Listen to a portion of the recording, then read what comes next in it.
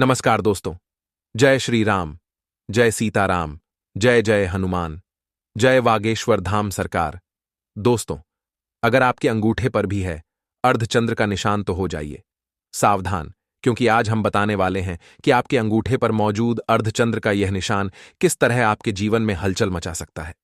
तो दोस्तों, जल्दी से अपना अंगूठा देखिए और पता लगाइए कि कहीं आपके अंगूठे पर भी तो अर्धचंद्र का निशान नहीं है। कहीं यह अर्धचंद्र का निशान ही तो आपकी गरीबी का कारण नहीं है।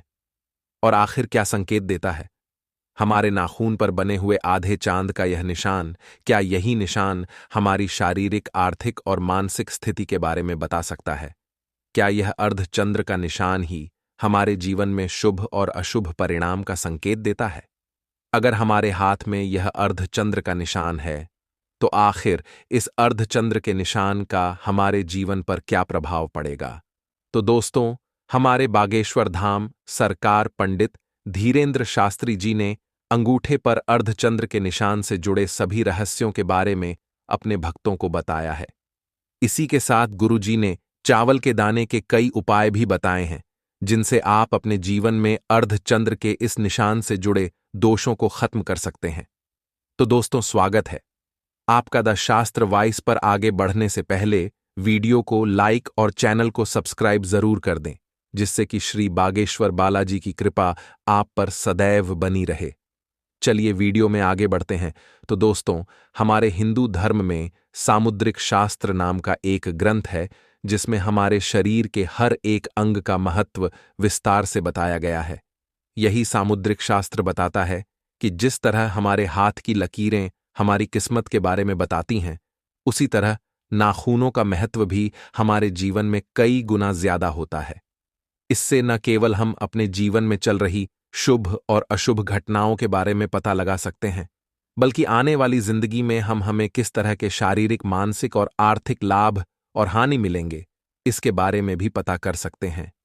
तो ऐसे में चलिए आपको बताते हैं कि जिन लोगों के अंगूठे और उंगलियों में अर्धचंद्र का निशान होता है, वास्तव में उन लोगों के जीवन पर इसका क्या असर होता है। अगर आपकी मध्यमा उंगली पर आधे चांद का निशान बना हुआ होता है, तो ऐसे लोगों को बहुत सावधान रहने की जरूरत होती है, क्योंकि ऐसे लोगों की जिंदगी में उनके कोई करीब कट्टर दुश्मन होते हैं जो आपको नुकसान पहुंचा सकते हैं। ऐसे में आपको अपने आसपास के लोगों से और ज्यादा सतर्क रहने की सलाह दी जाती है। वहीं अगर आपकी अनामिका उंगली, यानी कि अगर आपकी रिंग फिंगर पर आधे चांद का निशान बनता है, तो यह आपके जीवन में आने वाले मान, सम्मान, यश और कीर्ति का प्रतीक होता है। आपकी अनामिका उंगली पर बना हुआ अर्धचंद्र आपके प्रेम संबंधों को भी दर्शाता है। यह बताता है कि आपके जीवन साथी आपके प्रति कितने ईमानदार रहेंगे। वहीं अंगूठे के बगल वाली उंगली, यानी कि तर्जनी उंगली पर आधे चांद का निशान आपके जीवन में खास लोगों की ओर सफलता की दस्तक देता है। दोस्तों, यह बताता है कि आप जिस भी काम में अपना हाथ डालेंगे, आपको सफलता मिलेगी ही मिलेगी। और अगर आपके अंगूठे पर आधे चांद का निशान बना हुआ होता है, तो ऐसे लोगों में कई तरह के गुण मौजूद होते हैं। दोस्तों, हमारे ग्रंथों में 3 तरह के गुण बताए गए हैं, जिसमें राक्षस गुण, देव गुण और मनुष्य गुण शामिल हैं। तो जिन लोगों के अंगूठे पर अर्धचंद्र का निशान होता है, यह लोग दैवीय गुण से भरे हुए होते हैं, यानी कि इन लोगों में देवताओं के गुण शामिल होते हैं। यह लोग शांत स्वभाव के, सहनशील होते हैं। इन लोगों में भविष्य को भांप लेने की शक्ति होती है। इन लोगों का सिक्स्थ सेंस बहुत ज्यादा शक्तिशाली होता है, जिसकी वजह से यह सामने वाले के हाव भाव से ही उसकी आगे की गतिविधियों का अंदाजा लगा सकते हैं। दोस्तों, इसके अलावा आपने कई बार यह देखा होगा कि कुछ लोगों की कही हुई बातें सच हो जाती हैं, और वह लोग जो कहते हैं वह होना तय होता ही है, या फिर कभी कभी भविष्य में होने वाली चीजों के बारे में भी कई लोग पहले ही बता देते हैं। तो जिन लोगों में यह गुण होते हैं, उन लोगों के अंगूठे पर भी अर्धचंद्र का निशान बना होता है। इसी के साथ अर्धचंद्र के निशान वाले लोग अपने मनमर्जी के मालिक होते हैं।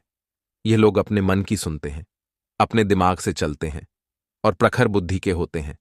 ऐसे लोग समाज में किसी बड़े पद पर बैठते हैं और अपने जीवन में मान, सम्मान और धन दौलत कमाते हैं। यह लोग एक बार जिस चीज के बारे में ठान लेते हैं, उसे पूरा जरूर करते हैं।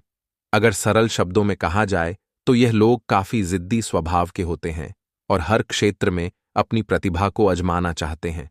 साथ ही अंगूठे पर अर्धचंद्र के निशान वाले लोग जिम्मेदार तो होते हैं, लेकिन यह अपने मन मुताबिक काम करना पसंद करते हैं। उनकी जिम्मेदारियों को दूसरे लोग पूरा कर देते हैं और यह अपने जीवन को अपने तरीके से जीते हैं। ऐसे लोग खुली आंखों से सपने देखना पसंद करते हैं और अपने अपनों को पूरा करने के लिए जी तोड़ कोशिश करने से भी नहीं चूकते। इसी के साथ जिनके दोनों हाथों की अंगूठे पर अर्धचंद्र का निशान होता है, वह लोग अपने जीवन में शारीरिक रूप से स्वस्थ रहते हैं, मानसिक रूप से मजबूत होते हैं और माता लक्ष्मी और धन के देवता कुबेर इन पर पूरी जिंदगी मेहरबान रहते हैं। दोस्तों, इन लोगों को कभी भी गरीबी का सामना नहीं करना पड़ता और यह एक स्वस्थ और लंबा जीवन जीते हैं। इसके अलावा उनके जीवन साथी भी बिल्कुल इन्हीं की तरह समझदार, शांत और प्रखर बुद्धि के होते हैं। दोस्तों, इसके अलावा गुरुजी ने यह भी बताया है कि जिन लोगों के अंगूठे पर अर्धचंद्र का बहुत छोटा निशान होता है या फिर अर्धचंद्र होता ही नहीं है, ऐसे लोगों को अपने आने वाले जीवन में हृदयघात की समस्या हो सकती है और इन लोगों की उम्र भी बहुत कम होती है।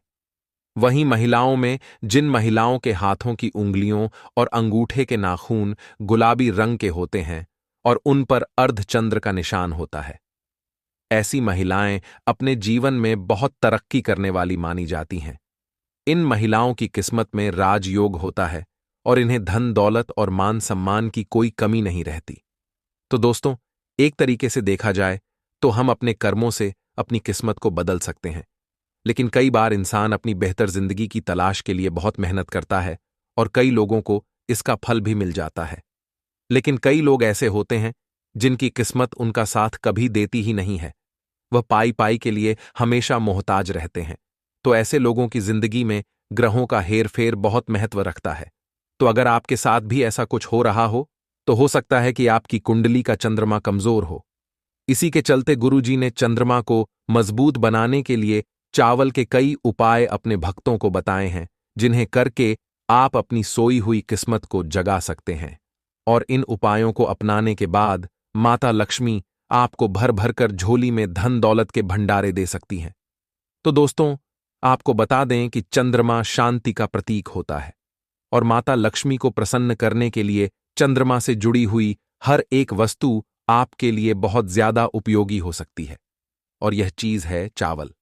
तो अगर आप माता रानी की कृपा प्राप्ति चाहते हैं तो पूर्णिमा वाले दिन आप सुबह जल्दी उठकर तैयार हो जाएं और एक साफ लाल रेशमी कपड़े में चावल के 21 दाने रख लें।